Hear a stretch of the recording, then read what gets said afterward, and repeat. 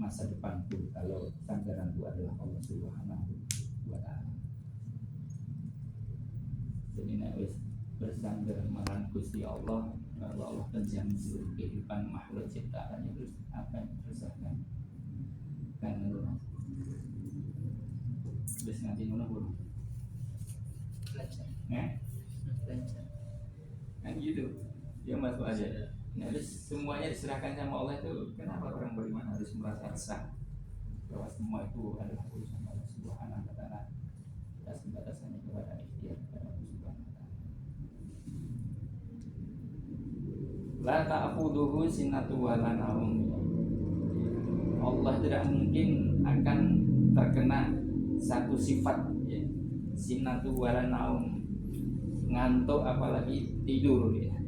Kalau Allah tidur ya, Allah sebagai Rabb seluruh alam yang mengatur seluruh ciptaannya, seluruh seluk-beluk makhluk ciptaannya sampai tertidur atau ngantuk sama sekali ya. Maka bagaimana yang akan terjadi dengan semua urusan yang terkait dengan hamba-hambanya dan seluruh ciptaannya? Maka bagaimana mungkin seorang yang ngantuk itu, yang suka tidur itu bisa jadikan sebagai wali, pemimpin tempat kalian bersandar untuk menentukan urusan hidup dan mati kalian? Inilah sebuah perbandingan yang sangat jauh sekali. Bagaimana sosok-sosok yang punya sifat sangat lemah, ngantuk ya. Saya itu kalau perjalanan dari Bekonang ke Kartosura itu mesti ngantuk ya. Naik motor itu mesti istirahat dulu ke masjid ya, rebahan sebentar, setelah itu bisa fresh kembali. Padahal baru berjalan seperti itu. Bayangin kalau yang itu, kalau Tuhan itu punya sifat yang seperti itu, maka apa yang terjadi dengan dunia? Apalagi sampai tertidur. La ta'khudhuhu sinatu wa la naum, lahu ma fis samawati wa ma fil ardh. Yang milik Allah lah seluruh makhluk ciptaan Allah Subhanahu wa Ta'ala, seluruh makhluk yang ada di langit ataupun di bumi dan di antara keduanya. Jadi semua jadi milik Allah Subhanahu wa Ta'ala. Apa yang tersisa? Bahkan sosok-sosok yang kita jadikan sebagai ilah pun adalah milik Allah Subhanahu wa Ta'ala, yang mereka akan mati juga. Bagaimana kita menjadikan mereka sebagai wali pelindung selain Allah Subhanahu wa Ta'ala? Yusabbihu lillahi ma fis samawati wa ma fil ardh. Seluruh makhluk itu akan bertasbih kepada Allah Subhanahu wa Ta'ala sebagai bukti ketundukan mereka kepada Allah Subhanahu wa Ta'ala. Nah, itu pembahasan kita dulu sudah sampai pada ayat itu ya. Kemudian kita lanjutkan pada ayat selanjutnya untuk penguatan kenapa sampai seorang hamba itu harus bersandar seluruh urusannya kepada Allah Subhanahu wa Ta'ala, yang tidak ada seorang makhluk pun yang punya sifat sebagaimana sifatnya Allah Subhanahu wa Ta'ala. Ada 17 karakter dan sifat Allah yang itu disampaikan oleh seorang Imam Ahmad bin Hanbal, itu terangkum dalam ayat kursi itu. Man dalladzi yashfa'u indahu illa bi'idzni.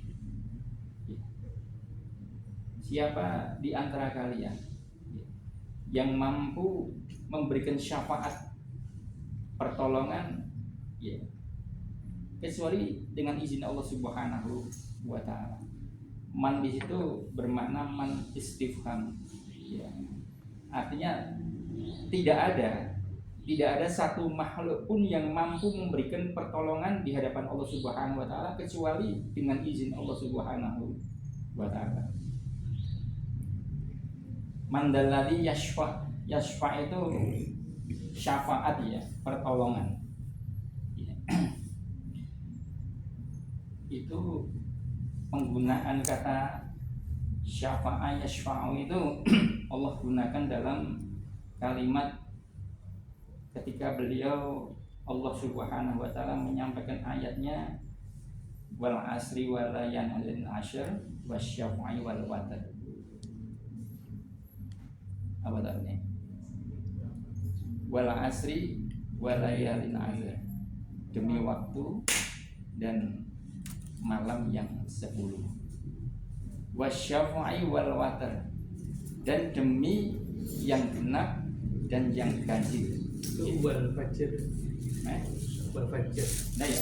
Wal fajr wal layali. Wal fajri wal layalin ashr wasyafa'i wal watr. Lah syafa itu adalah genap, yang genap dan yang ganjil. Nah, syafaat tadi ngambilnya dari kata itu genap. Maksudnya apa? Maksudnya itu umpamanya antum mau belanja ke sebuah supermarket ya, ketemu dengan sebuah alat yang kita merasa betul-betul kita butuh alat itu ya, yang mau tidak mau harus kita beli. Manakala kita sudah sampai ke supermarket, ternyata barang yang dimaksud itu harganya 100.000, sementara uang yang ada di kantong kita itu hanya 40.000. Berarti kurang berapa? Kurang 60 kan? Gimana rasanya kita punya situasi yang seperti itu? Kita harus dulu, apalagi ada istri kita di samping kita, betul-betul Pak itu harus dibeli alat ini karena kita butuh sekali alat ini, mau tidak mau harus ada. Sementara harganya 100.000, sementara uang di gocek kita tinggal hanya 40.000 aja. Putus asa kita hanya melomong bingung aja. Lah qadarullah, di saat yang seperti itu ya, itu hadir ya, hadir seorang yang melihat kegalauan kita, kemudian dia bertanya, wahai kawan ya, apa yang terjadi dengan dirimu, kenapa engkau nampak bingung di hadapan harga-harga yang terpampang di hadapan kamu ini? Maka dia jelaskan bahwa saya punya problem masalah seperti ini ya, istri saya dan saya betul-betul membutuhkan alat ini, sementara alat itu harganya 100.000 dan uang saya hanya 40.000. Orang menawarkan begitu, bagaimana kalau saya tutup dengan angka sehingga engkau bisa membeli barang itu 60.000 gitu. Nah, ketika dia memberikan angka 60.000 sehingga genap menjadi 100.000, itu namanya syafaat yang menggenapkan angka yang kurang tadi menjadi tercukupi. Man dzalladzi yashfa'u indahu illa bi'idznih. Siapakah yang mampu memberikan syafaat kepada seorang hamba? Tidak ada yang mampu memberikan itu kecuali dengan izin Allah Subhanahu wa taala. Jadi boleh manusia berkehendak untuk memberikan pertolongan, manfaat atau madharat kepada salah seorang di antara kita, tapi pertolongan dan kehendak itu tidak akan mungkin terjadi kecuali dengan izin Allah Subhanahu wa taala. Maksudnya seperti itu. Menggenapkan yang kurang ya? Menggenapkan, jadi pada saat situasi benar-benar genting ya, kita dihadapkan pada sebuah proses yang harus kita lalui di hadapan Allah Subhanahu wa taala. Bayangkan betapa putus asanya kita ketika apa yang kita bawa itu kurang dari harga yang ditawarkan oleh Allah Subhanahu wa taala. Ya. Maka tidak ada yang seperti yang mampu menolong kita itu kecuali ada orang-orang yang diizinkan oleh Allah Subhanahu wa taala untuk menggenapkan sehingga kita tertolong dari situasi yang berat yang seperti itu. Nah, itulah yang namanya syafaat. Ya. Man dzalladzi yashfa'u indahu illa bi'idznih. Ya. Rasulullah SAW mengatakan ya, bahwa setiap nabi itu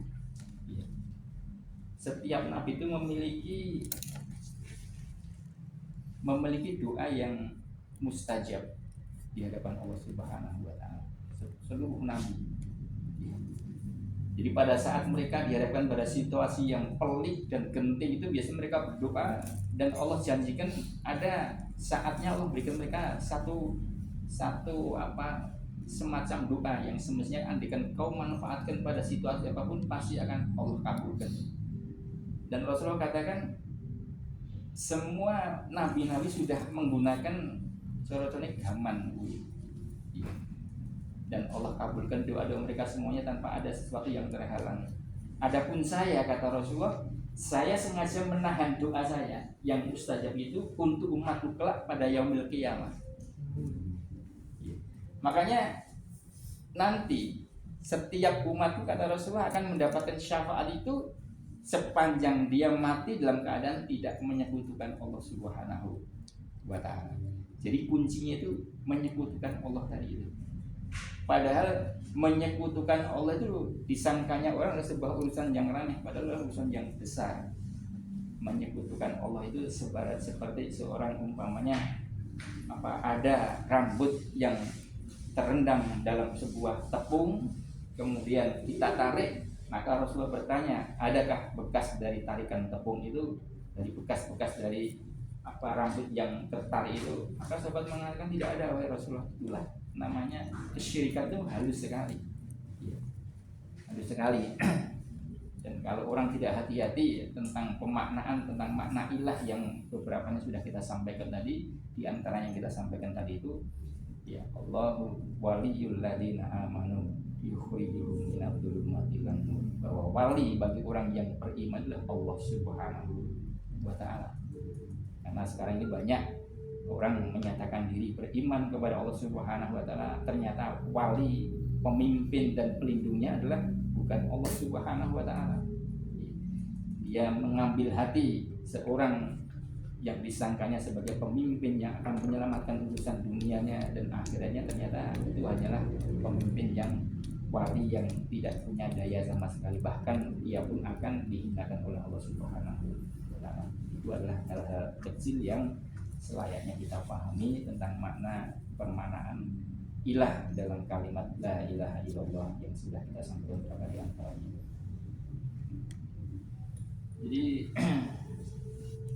ikhwan fillah rahimakumullah, seperti itulah syafaat itu, dan syafaat itu akan dikeluarkan oleh Rasulullah Sallallahu Alaihi Wasallam, akan dimanfaatkan betul janji Allah untuk mengabulkan doa-doanya itu. Rasulullah katakan akan aku manfaatkan kelak pada yaumul qiyamah.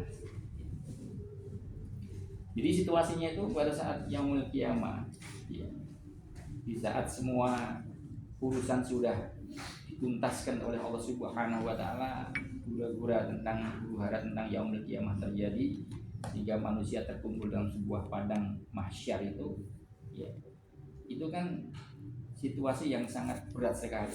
Bayangkan matahari yang dalam kondisi kita hari ini jaraknya 150 tahun perjalanan cahaya, yang saat kering dan kemarau pun terasa betul panasnya, itu pada yaumil qiyamah nanti akan Allah turunkan di atas kepala kita sampai hanya sejarak 1 jengkal aja. 1 mil, ada yang mengatakan 1 mil, ada yang mengatakan 1 jengkal. 1 mil pun masih sangat dekat sekali. Bayangkan situasi panasnya. Makanya kata Rasulullah itu, orang itu akan tenggelam dengan urusannya masing-masing, akan tenggelam dengan keringatnya, ya, sesuai dengan amal solehnya masing-masing. Orang-orang yang amal solehnya banyak itu akan sedikit dia terendam oleh keringatnya, semakin tinggi dia tensi maksiatnya, maka akan semakin banyak keringat itu menenggelamkan dirinya, dan orang itu akan dikumpulkan keadaan telanjang. Sampai kemudian Aisyah pun bertanya, wahai Rasulullah, bagaimana dengan kita? Apakah laki-laki dan perempuan itu akan dikumpulkan dalam sebuah tempat yang demikian luas dalam keadaan telanjang? Bagaimana dengan kita? Apakah tidak risih atau mungkin tidak saling melirik? Ya, bayangan Aisyah itu sebuah kondisi yang normal. Maka Rasul mengatakan, bahkan urusan kami itu jauh lebih dahsyat daripada itu, wahai Aisyah. Kau tidak akan mungkin lagi berpikir tentang masalah-masalah seperti itu. Dan orang-orang sudah mulai resah dalam kondisi yang seperti itu, ya, dalam kondisi yang berat seperti itu, dan mereka sama-sama mohon pertolongan supaya apa sebenarnya urusan yang mau segera diselesaikan masalah ini. Kalau memang inilah tempat ini adalah tempat hisab yang akan segera ditegakkan oleh Allah Subhanahu wa taala, kenapa Allah tidak menyegerakan hisab itu sehingga kita berada dalam posisi yang seperti itu selama sekian puluh tahun, ya. Jadi kalau dalam penjelasan hadis itu selama 50.000 tahun, ya. Insya Allah itu lama sekali, dan mereka sudah dalam keadaan berat sekali. Makanya mereka kemudian berinisiatif mendatangi orang-orang soleh dari para nabi, mulai dari Nabi Adam, kemudian Nabi Nuh, dan seterusnya. Itu setiap mereka datangi minta, wahai Adam, ya, tolong engkau berdoa kepada Allah Subhanahu wa taala agar Allah bersegera berkenan untuk menyegerakan urusan hisabnya kepada kita sehingga kita terbebas dari situasi yang berat ini. Maka masing-masing nabi akan menjawab bahwa saya malu dengan keadaan diri saya. Maka cobalah kau datang kepada Nabi Nuh. Ya, Nabi Nuh pun begitu. Ketika disebut Nabi Nuh, maka Nuh pun melemparkan kepada Nabi Ibrahim. Nabi Ibrahim seperti itu, saya tidak pantas memohon untuk urusan yang sebesar ini. Semua sibuk dengan urusannya dan merasa malu mohon kepada Allah Subhanahu wa Ta'ala. Hingga sampai kepada Nabi Isa alaihissalam, dan Isa pun mengatakan, saya malu untuk minta mohon kepada Allah dengan permintaan yang demikian besar, melangkum semua urusan umat yang semuanya terkumpul di padang mahsyar seperti ini. Aku pernah berdosa di hadapan Allah Subhanahu wa Ta'ala karena umatku itu menjadikan aku sebagai sosok Tuhan selain Allah Subhanahu wa Ta'ala. Maka kemudian mereka diarahkan untuk menuju kepada Rasulullah Sallallahu Alaihi Wasallam. Saat mereka mendatangi Rasulullah SAW, maka mereka menyatakan, wahai Nabiullah, wahai kekasih Allah Subhanahu wa Ta'ala, Fadilullah, ya, mohonlah kepada Allah Subhanahu wa Ta'ala agar supaya Allah selesaikan urusan masalah hisab ini. Ini urusan itu sangat diharapkan, ya, sangat diharapkan oleh seluruh makhluk yang bernama manusia. Itu tidak termasuk dalamnya itu bukan hanya orang-orang yang beriman saja, bahkan orang kafir pun berharap supaya itu segera dituntaskan urusan itu. Padahal mereka tahu bahwa mereka bukan siapa-siapa. Andaikan hisab itu ditegakkan, mereka tidak dapat bagian apa-apa, bahkan situasinya berat sekali. Kan begitu tuh, tapi mereka saking beratnya situasi itu, mereka berharap supaya mohon kepada Rasulullah supaya ditegakkan segera, Allah segerakan hisab mereka itu. Ya. Maka disitulah, ya, Rasulullah Shallallahu Alaihi Wasallam mengeluarkan semacam aji-ajinya, itu bahasa tanda kutipnya, ya, tentang apa yang pernah dijanjikan oleh Allah Subhanahu Wa Taala bahwa Allah akan mengabulkan doa hambanya. Maka Rasulullah menyimpan doa itu, dan pada saat itulah Rasulullah bergunakan untuk mohon kepada Allah Subhanahu Wa Taala. Allahumma sallim, ya, wa sholli ala ummati, wahai Allah, ya, selamatkanlah dan anugerahkan rahmatmu kepada umatku. Kemudian setelah itu Rasulullah bersujud kepada Allah Subhanahu wa Ta'ala, ya, dalam sujud yang lama, dan tiba-tiba lisan Rasulullah dimudahkan untuk mengucapkan zikir-zikir, tasbih-tasbih yang Allah ajarkan dalam waktu yang cepat itu. Dan dengan sebab itu Allah kemudian berfirman kepada nabinya, wahai Muhammad, angkatlah wajahmu dan mohonlah kepadaku apapun yang kau inginkan akan aku kabulkan, dan berikan syafaatmu kepada orang-orang yang kau ingin berikan syafaat akan aku kabulkan syafaat. Maka pada saat itulah Rasulullah mengatakan, wahai Allah, kasihan umat manusia, maka segerakanlah tegakkan hisabmu di hadapan mereka itu. Kemudian hisab itu ditegakkan oleh Allah Subhanahu wa Ta'ala. Maka bahasa Allah terkait masalah hisab itu kan luar biasa sekali. Fa amma man utiya kitabahu bi yamini fa ulaika fa sawfa yuhasabu hisaban yasira. Kan jadi Allah seperti itu. Jadi pada saat itulah kemudian Allah percepat urusan tentang hisab itu dengan sebab permohonan dari Allah Subhanahu wa Ta'ala, dari Rasulullah kepada Allah Subhanahu wa Ta'ala. Itulah yang disebut dengan syafaat kubro itu. Jadi itu menyeluruh kepada seluruh makhluk yang dijanjikan oleh Allah kepada Rasulnya untuk diijabahi. Dan ternyata syafaat yang diminta oleh Rasulullah kepada umatnya itu bukan hanya melulu pada saat yang seperti itu, ya. Allah Subhanahu wa Ta'ala memberikan kemudahan kepada Rasulullah SAW untuk mengawal perjalanan umatnya setelah hisab tegak, kemudian masuk ke situasi Shiratal Mustaqim. Maka selanjutnya Allah Subhanahu wa Ta'ala menjaga perjalanan umatnya supaya Allah selamatkan mereka, ummati, ya. Dan itu Allah kabulkan semua. Sampai kepada masuk ke dalam penentuan antara surga dan nerakanya Allah Subhanahu wa Ta'ala. Jika sampai ada yang lolos dari pantauan Rasulullah pun, sudah masuk ke dalam neraka pun, itu Allah berikan hak kepada Rasulnya untuk menyelamatkan umatnya dengan sebab syafaat Rasulullah Shallallahu Alaihi Wasallam. Dengan catatan seorang manusia, seorang beriman tidak meninggal dalam keadaan menyekutukan Allah Subhanahu wa Ta'ala. Tentu saja dengan catatan khusus ya tentang masalah-masalah seperti itu ya. Jadi ikhwan fillah rahimakumullah, jika kita mengingat masa-masa yang seperti itu,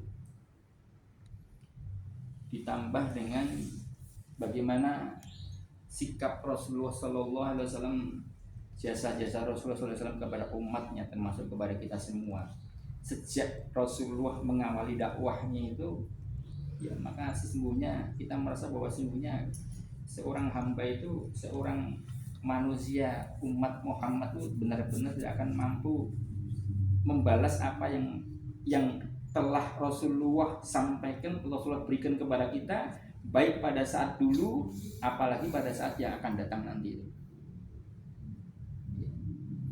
Bayangkan adegan Rasulullah SAW pada saat awal dakwah itu, beliau berada dalam posisi yang labil ya, sehingga ketika dakwah disampaikan kepada umatnya dan Rasulullah menghadapi benturan yang berat ke tengah-tengah kaumnya, kemudian tidak tahan dengan menghadapi dakwah itu, menghadapi kerasnya benturan itu, apa yang terjadi dengan nasib dari risalah Islam ini? Justru karena Rasulullah bertahan bisa mengatasi semua permasalahan dan tekanan dari kaumnya demikian luar biasa itu, maka kemudian kita bisa mengenal apa itu Islam, apa itu risalah Rasulullah SAW, dan kita bisa berharap surganya Allah Subhanahu wa Ta'ala. Bayangkan kalau situasi itu tidak terjadi pada masa Rasulullah SAW dan Rasul tidak kuat dengan beban dakwah yang ditanggung dengan sebab tekanan dari kaumnya itu. Atau saat Rasulullah SAW terusir dari kampungnya, merasa tekanan semakin hebat setelah kematian paman dan istrinya Khadijah binti Khuwailid, kemudian dia mencari tempat dakwah yang lebih strategis lagi. Pandangan matanya tertuju di tanah Taif sana, berharap supaya dakwahnya diterima karena di sana masih ada sangkut pautnya dengan keluarga besar dari nenek buyut Rasulullah itu.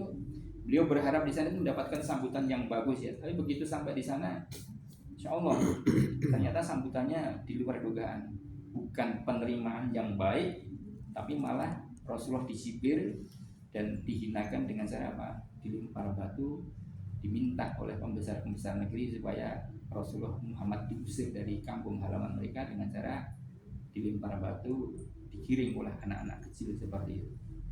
Ini seorang nabi dibegitukan itu kan sudah sangat keterlaluan penghinaan mereka.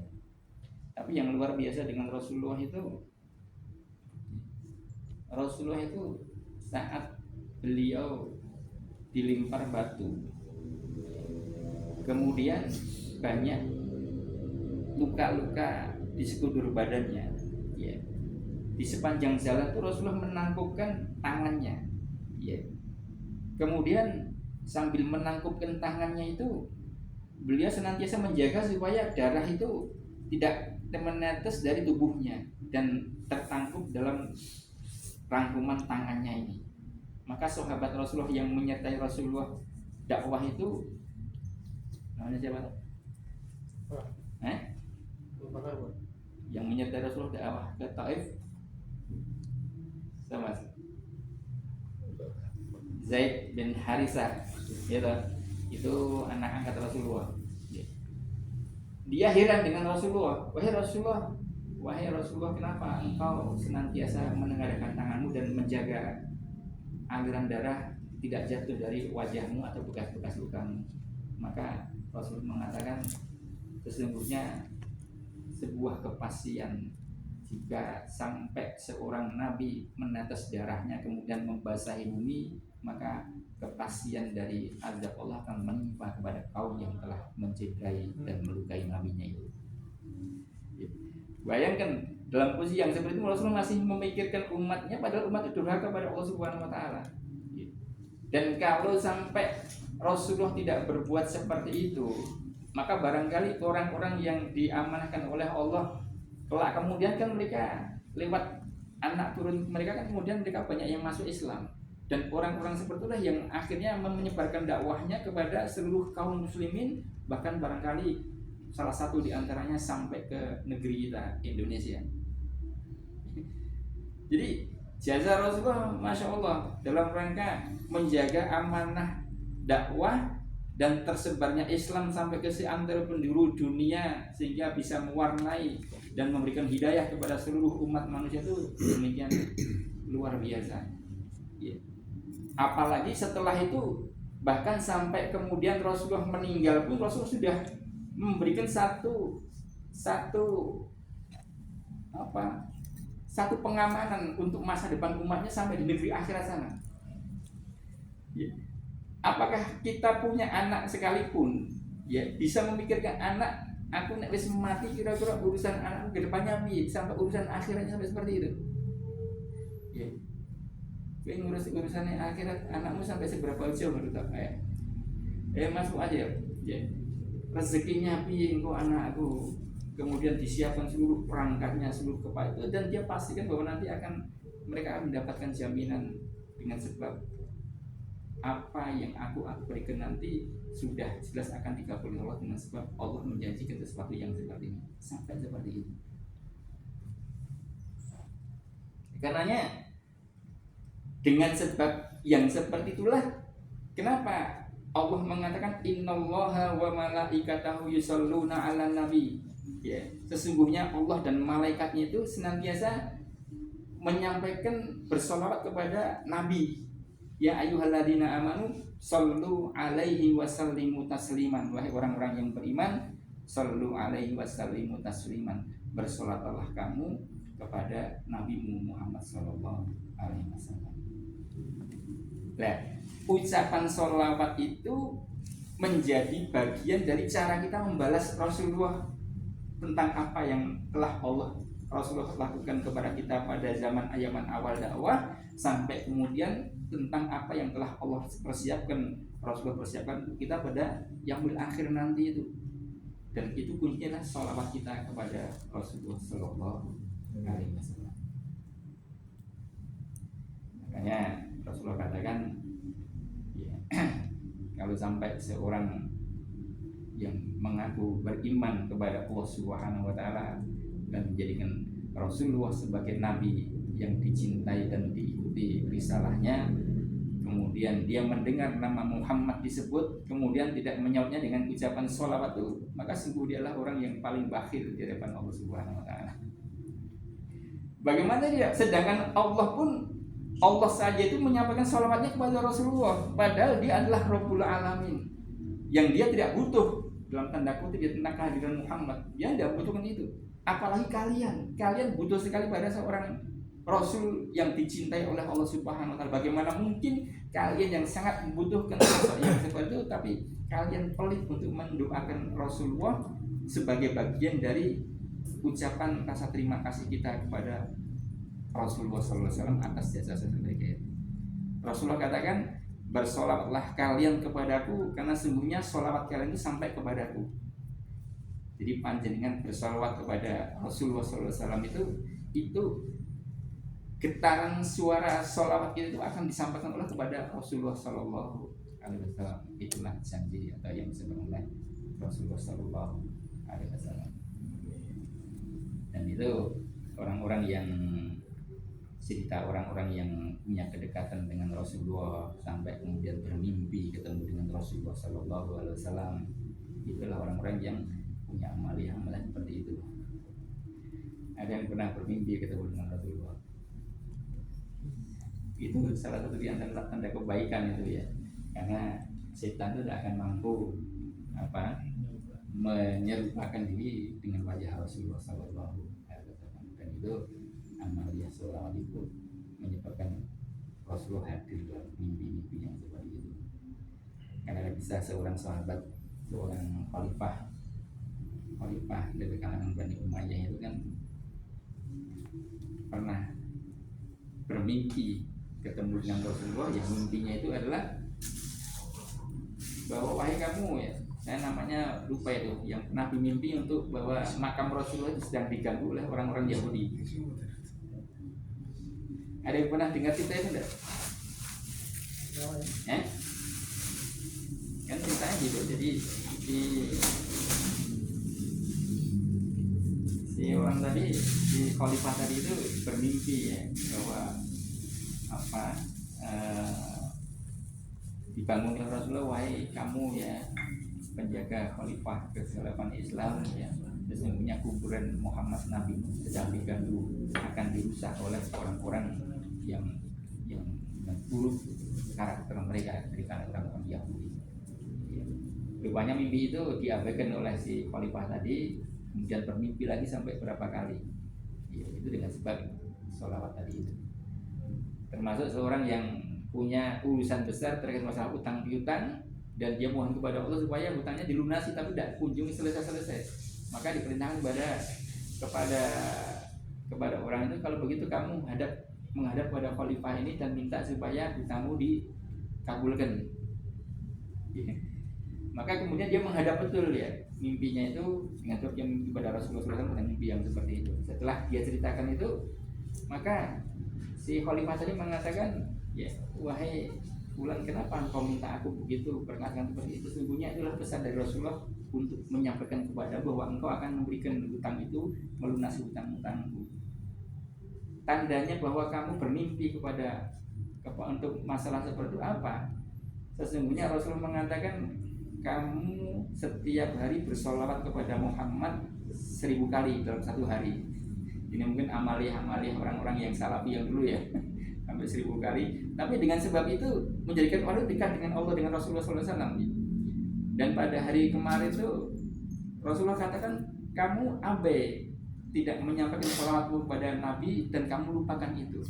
Maka orang tadi tercengang dengan informasi itu. Kalau begitu memang benar apa yang katakan tadi. Maka dia saking bersyukurnya menjadi wasilah untuk menyelamatkan seorang dengan sebab mimpi dari Rasulullah itu. Kemudian dia lunasi orang-orang itu. Ya, kemudian dia minta lagi, coba ulang lagi ceritamu. Maka setelah diulang lagi, ditambah lagi duitnya, dan dia menjadi orang yang kaya raya dengan sebab si khalifah tadi senang sekali mendengar cerita tentang mimpi tadi, bahwa itu adalah perintah dari Rasulullah SAW. Jadi keajaiban seperti itu banyak terjadi di kalangan orang-orang yang soleh pada masa dulu dengan sebab sholawat mereka kepada Rasulullah SAW. Jadi rahimahullah ya. Jadi ini adalah salah satu di antara mandalladzi yashfa'u indahu illa bi'idznihi. Amaliyah kita sedikit, maka inilah di antara harapan kita di hadapan Allah Subhanahu wa taala, agar supaya Allah berkenan menolong kita lewat sholawat dari baginda Nabi yang kita cintai, Rasulullah SAW. Maka ucapkanlah sholawat itu dengan perasaan sepenuh hati ya, dengan perasaan penuh cinta kepada Allah Subhanahu wa taala, Rasulullah SAW sebagai sosok yang demikian besar jasanya kepada kita kaum muslimin dan kita semua. Perasaan cinta yang rata-rata dimiliki oleh para sahabat ya, dan itu mengenai cinta kepada Allah dan Rasulnya kan merupakan bagian dari la hubban illallah, tidak ada kecintaan seorang yang beriman kecuali kepada Allah dan Rasulnya melebihi cintanya seorang hamba kepada yang lainnya. Itu salah satu di antara makna ilah yang kemarin kita sampaikan juga itu. Dan para sahabat lah orang-orang yang masya Allah ya, urusan kecintaan mereka kepada Rasulullah tidak ada yang diragukan ya. Ada sebuah kisah menarik ya, itu terjadi pada seorang sahabat ya, namanya Zaid bin Dasinah. Zaid bin Dasinah ini adalah salah satu di antara 10 orang sahabat yang dipersiapkan oleh Rasulullah untuk berdakwah mengajarkan Islam kepada satu kaum namanya Bani Adkhal.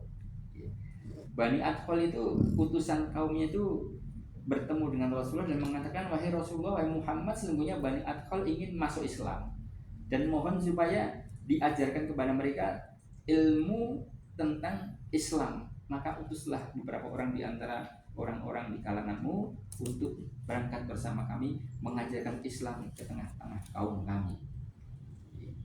Maka Rasulullah pun mengutus 10 orang, di antaranya Zaid bin Dasinah tadi. Dan ternyata Bani Adkhal itu punya rencana lain. Dia adalah kaum yang berkhianat. Dia punya rencana bahwa 10 orang ini akan dijadikan oleh mereka sebagai tawanan perang, ya, dan akan dijual kepada orang-orang Quraisy, ya, dengan sebab orang Quraisy saat itu sedang dalam posisi emosional yang sedang membuncah, dengan sebab mereka mengalami kekalahan telak pada masa pertempuran sebelumnya, perang Badar. Banyak sekali pembesar-pembesar dan orang-orang terpandang mereka, ayah-ayah mereka yang cintai, saudara mereka yang cintai itu terbunuh dalam perang Badar itu. Dan mereka merasa dipermalukan dengan sebab jumlah mereka yang besar ternyata dikalahkan oleh kawan-kawannya Muhammad yang jumlahnya kecil dengan senjata yang seadanya, dan bahkan di antara mereka banyak yang terbunuh. Itu menimbulkan dendam kesumat. Nah, situasi itu ingin dimanfaatkan oleh Bani Adkhal untuk memberikan transaksi, ya. 10 orang yang mereka minta untuk berangkat bersama mereka itu akan ditangkap dan dijual kepada orang-orang musyrik Quraisy untuk ditebus sebagai pelampiasan atas dendam mereka itu. Ya, di antaranya Zaid bin Dasinah itu. Maka 10 orang tadi dengan gembira dipersiapkan oleh Rasulullah SAW, dan mereka berangkat dengan dikawal oleh 10 orang oleh orang-orang yang menjemput mereka itu. Hingga kemudian mereka sampai kepada sebuah tempat yang memang sudah direncanakan. Ketika sudah sampai di tempat itu, tiba-tiba datang 100 orang dengan peralatan tempur yang sudah siap betul, ya, dan mengepung 10 orang tadi. Maka terjadilah perang tanding yang tidak seimbang, dan 8 orang di antara mereka syahid sebagai orang yang dipilih Allah Subhanahu wa taala, dan menyisakan 2 orang yang menjadi tawanan mereka. Salah satu di antaranya sahabat Zaid bin Dasinah tadi. 2 orang kemudian dibawa kepada orang-orang Quraisy sebagaimana rencana mereka. Ya. Dan setelah sampai di tempat orang-orang Quraisy berkumpul, mereka menawarkan tawaran itu. Ya. Aku punya 2 orang tawaran perang yang sangat kalian harapkan sebagai pelampiasan atas dendam kalian. Maka jika engkau kalian menghendaki, silahkan kalian beli dengan harga yang kita sepakati. Maka Zaid bin Dasinah tadi dibeli oleh seorang musyrik, ya, namanya Sofwan bin Umayyah bin Khalaf. Dia adalah putra dari Umayyah bin Khalaf yang terbunuh dalam perang Badar. Ya, oleh Sofwan tadi ini Zaid bin Dasinah dibeli dengan harga 50 ekor unta yang bagus-bagus. Kira-kira harga unta berapa? Itu lebih tinggi daripada harga sapi, ya. Mungkin harganya sekitar 40 juta, ya. 40 juta berarti kan nilainya 2 miliar itu, ya. 40 juta kali 50, ya. Jadi kalau sahabat itu dia kalau musyrik itu 40 juta 2 miliar, 50 ekor unta dibeli oleh si Sofwan tadi itu. Ya, setelah dia beli, ya, kemudian dia umumkan, kita akan berpesta untuk melampiaskan dendam kita kepada atas kekalahan kita dan terbunuhnya orang-orang yang kita cintai dalam perang Badar yang lalu. Maka kemudian Zaid pun dibawa keluar dari wilayah Mekah, namanya kalau tidak salah Tan'im, ya, di wilayah Tan'im itu, dan di sana mereka berkumpul mengadakan pesta sambil melampiaskan dendam kesumat mereka. Jadi bisa dibayangkan bagaimana situasi yang ditulis oleh Zaid bin Dasinah tadi, menjadi pelampiasan atas kematian saudara-saudara mereka yang sekian banyak, dan dia menjadi bulan-bulanan dari orang-orang yang sedang kesintangan tadi. Ada yang memegang tombak, ada yang memegang panah, ada yang melempar dengan batu. Masya Allah, luar biasa sekali. Dalam posisi yang seperti itu, Abu Sufyan punya inisiatif, ya, minta supaya proses ini dihentikan sementara, dan dia ingin mendekat kepada Zaid bin Dasinah tadi itu, dengan mengatakan, wahai Zaid, menawarkan sesuatu tawaran. wahai Zaid, bagaimana jika tempatmu hari ini digantikan oleh sahabatmu Muhammad, kemudian aku bebaskan kamu kembali kepada keluarga kamu.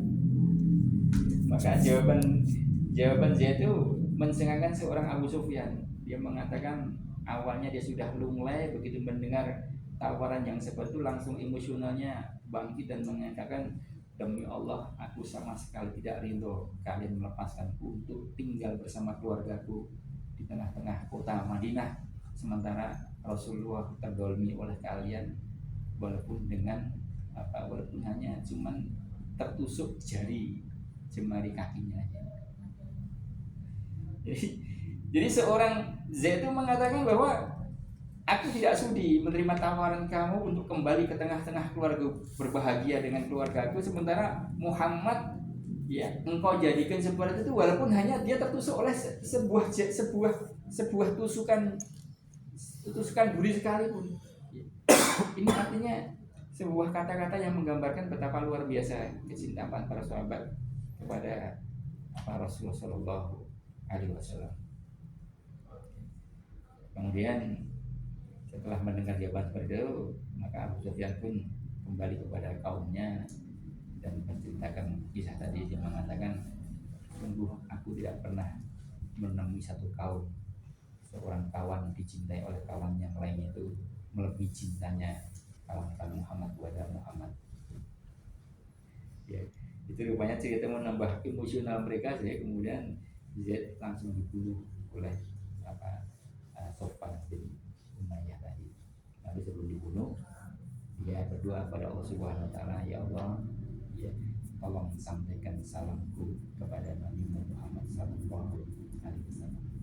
Maka Allah pun mengabulkan doa dari seorang Zaid, dan dikabarkan oleh Jibril bahwa Zaid mengalami situasi yang seperti ini, dan berita itu disampaikan oleh Jibril pada saat Rasulullah sedang bermajelis dengan para sahabat, dan langsung mereka mendengar berita itu dan membuat mereka tergetar hati mereka dan menyebabkan mata mereka menjadi sempit dengan sebab betapa luar biasa keadaan diri seorang Zaid bin Harisah tadi. Jadi kawan kalian, seperti itulah ya ungkapan cinta kepada nabinya. Jadi antum coba biasakan melantunkan sholawat kepada baginda Nabi dengan perasaan-perasaan yang seperti itu. Ya. Barang siapa yang bersolawat kepada Rasulullah sekali, maka Allah akan bersolawat kepadanya 10 kali. Ya, barang siapa bersolawat kepadanya 10 kali, maka Allah menjamin Allah akan bebaskan 10 permasalahan kehidupannya.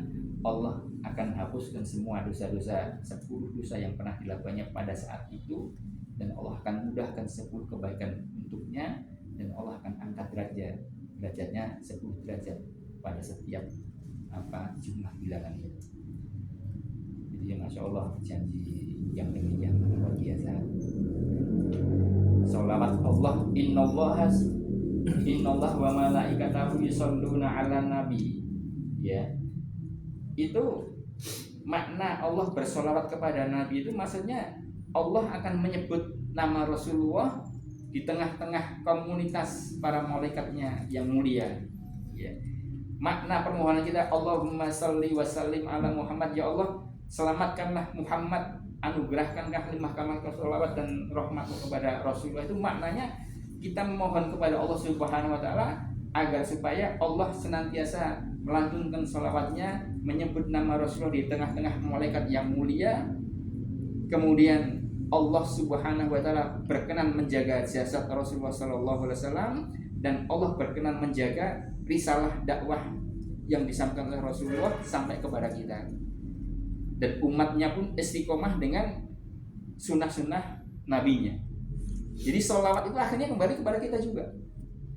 Maka Rasulullah katakan, alangkah peliknya seorang hamba ketika disebut namaku tapi dia malas atau enggan untuk menyambutnya dengan ucapan sholawat kepadaku. Jadi ikhwan fillah rahimakumullah ya, biasakanlah untuk membaca sholawat itu pada setiap waktu kita. Kalau di dalam sunnah itu disebutkan setiap waktu pagi paling tidak 10 kali pada subuh itu, atau pada setiap apa petang itu pada sholat asar 10 kali. Itu jamin Rasulullah 10 kali sholawat itu akan dipastikan seorang akan mendapatkan bagian dari sholawat syafaat Rasulullah pada yaumul qiyamah nanti, ya, sepanjang dia tidak menyebutkan Allah Subhanahu wa Ta'ala. Jadi kemudahan Allah akan berikan kepada kita dengan sebab apa janji Rasulullah yang itu. Maka barangkali kesulitan-kesulitan yang selama ini mendera salah seorang di antara kita dalam permasalahan apapun, itu karena kurangnya kita perhatian kepada kekasih Allah Muhammad sallallahu alaihi wasallam. Itu ada doa maksurat juga kan, yang Allahumma sholli wa sallim ala Muhammad abdika wa nabiyyika wa rasulikan nabiyil ummi wa ala alihi wa sahbihi wa sallim tasliman adada ma ahata bihi ilmuka wa khatta bihi qalamuka wa asrahu kitabu wallahu ma'an sadatina Abi Bakrin wa Umar wa Utsman wa Ali wa sahabat ajma'in wa tabi'in wa tabi'in bi ihsan ila yaumil. Jadi ucapkan itu 3 kali, ya, itu masya Allah, itu ya Allah limpahkanlah kepada Nabi kami Muhammad sallallahu alaihi wasallam sholawat kepadanya sebanyak rahmatmu, sebanyak bilangan kalimatmu, dan sebanyak ridhomu. Itu ajaran-ajaran doa yang diajarkan oleh Rasul itu sampai seperti itu. Jadi banyak ya yang bisa kita pelajari dari asar hadis Nabi tentang masalah sholawat itu. Maka ikhwan muslimin rahimahullah, ya, perbanyaklah sholawat sesuai dengan apa yang diajarkan Rasulullah sallallahu alaihi wasallam. Pada Rasulullah, bagaimana kami menyampaikan sholawat kepadamu? Maka Rasulullah menjawab, ucapkanlah Allahumma sholli wa sallim ala Muhammad. Allahumma sholli wa sallim ala Muhammad. Bukan hanya Allahumma sholli ala Muhammad, tapi Allahumma sholli wa sallim ala Muhammad. Itu sebanyak 10 kali. Allahumma sholli wa sallim ala Muhammad. Allahumma sholli wa sallim ala Muhammad. Allahumma sholli wa sallim ala Muhammad. Jadi apa?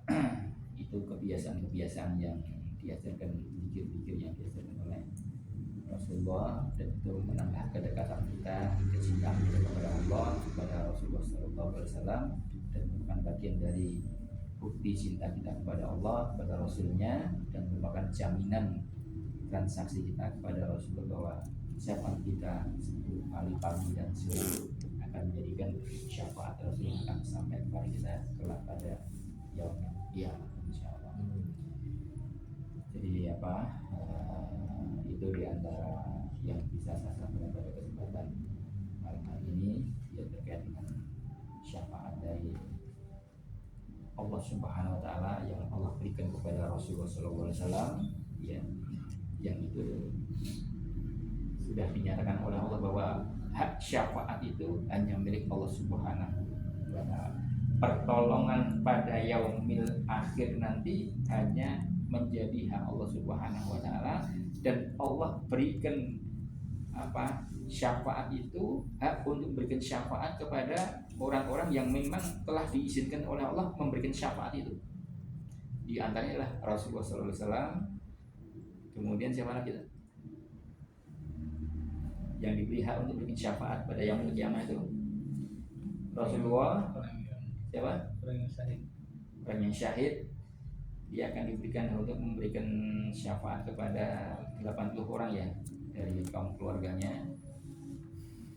Jadi kalau antum nanti syahid, ya, syafaat kalian dinanti oleh kawan-kawan majelis kalian hari ini.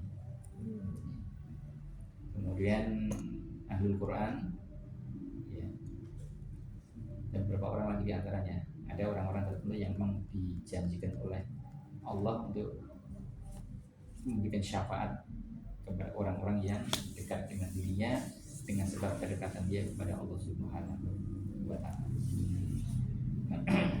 Jadi itulah ikhwan sekalian ya tentang syafaat Rasulullah yang paling besar itulah syafaat kubro, yaitu menjadi anugerah bagi seluruh umat sejak zaman Nabi Adam hingga akhir zaman.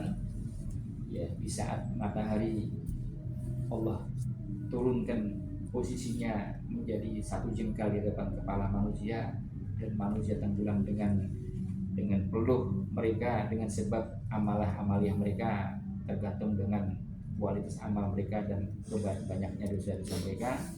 Ya, tapi ada beberapa orang yang Allah berikan perlindungan dari beratnya situasi itu, di antaranya kepada 7 orang ya, 7 orang kaum muslimin dari umat Rasulullah ya, sab'atun yudhillumullahu dilan yauma dhilla illa dhilluhu. Ada 7 golongan manusia yang Allah akan berikan kepada mereka perlindungan pada saat tidak ada perlindungan kecuali perlindungan dari Allah Subhanahu wa ta'ala. Yang pertama adalah imamun adilun, imam yang adil. Imam bisa jadi pemimpin umat secara umum, tapi bisa jadi lebih skopnya lebih kecil lagi. Antum adalah kullukum ra'in, bahwa setiap kalian adalah pemimpin ya.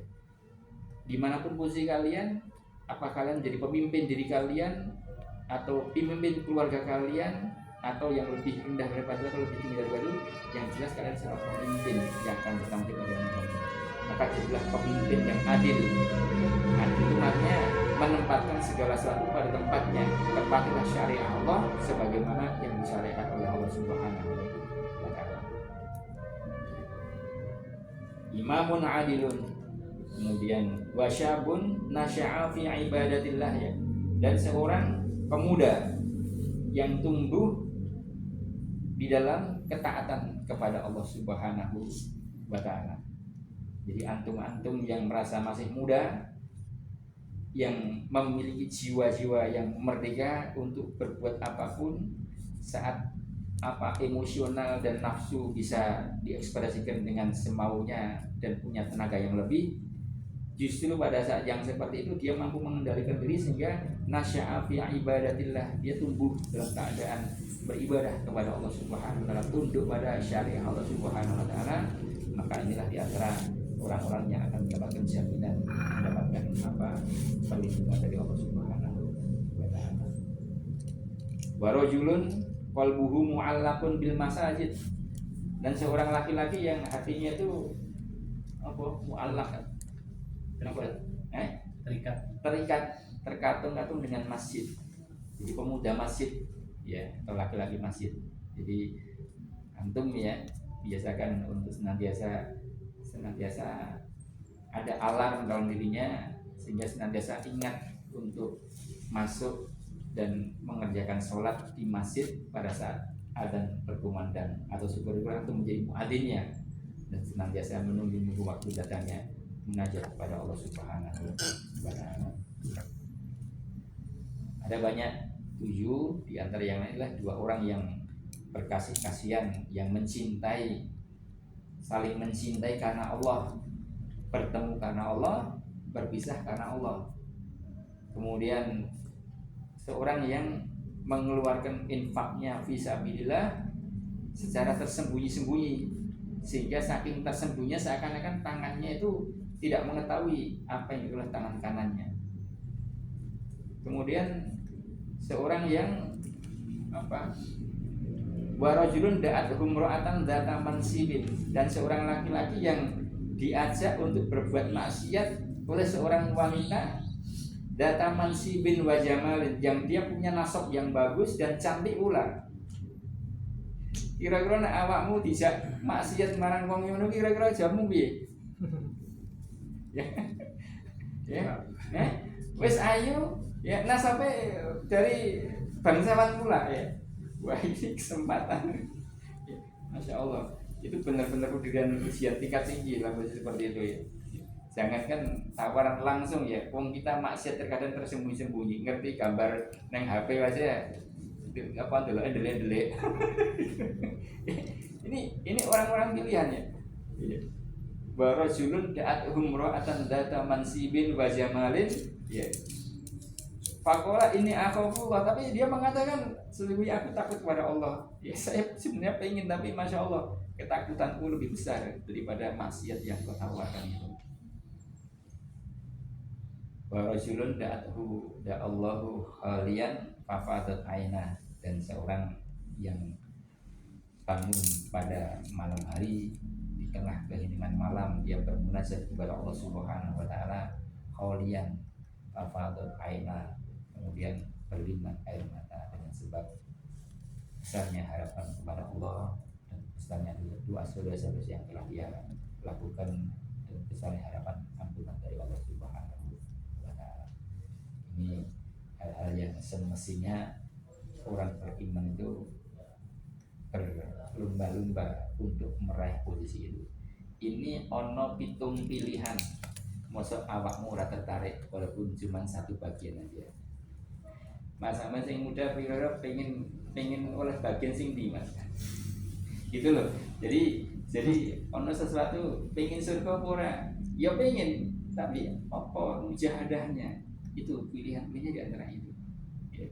Jadi ambil yang kira-kira mampu kita raih dan kita istiqomah di atas jalan itu. Syukur-syukur luweh daripada itu. Tapi paling enggak nek ora ya paling enggak apa sih ya pandak siji lah, masa orang bisa kali gaman untuk mlebu surgane Allah. Kan lucu. Iku mlebu surgane Allah yang gampangnya lah kowe duwe kunci apa? Enggak punya ya Allah, kalau ngasih ngestok. Nek mau ngono aja kakek iki Mas.